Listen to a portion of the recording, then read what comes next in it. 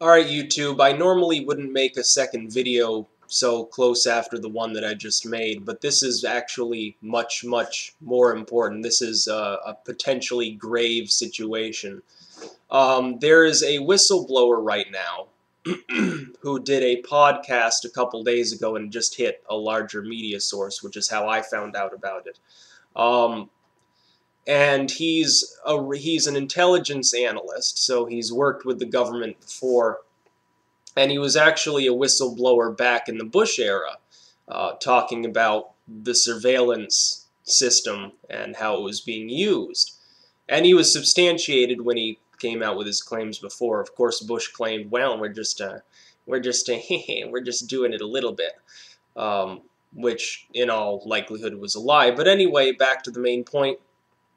This man's name, and let me actually pull up the story, is Russ Tice, and he's claiming that the NSA, while Barack Obama was still a senator when he was aspiring to greater things, but he was still actually just in the Senate, was spying on him.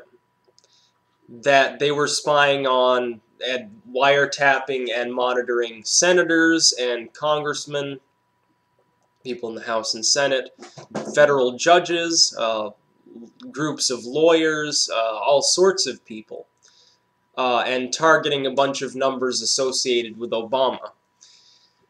If this is true, and if it's substantiated in any way, it is the most important story since Watergate, for several reasons. Number one, it means that they were not just surveilling, I mean, we know they're surveilling the population, but that they were actually surveilling the government as well. Number two, wouldn't this lend itself well to blackmail? We would have, if this is actually true, if it can be substantiated, we would have to assume that potentially the entire government is compromised.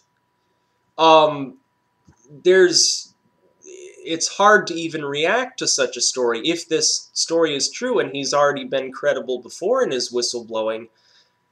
If it's credible, then there is a big problem here. Potentially the hijacking of the entire government, which would, and it almost makes sense, it would explain a lot about how the surveillance state has increased so massively lately, about how government corruption has seemingly expanded so drastically. It would explain a lot about that. It would make sense. It would make sense of the sort of laws that have been passed since that period began.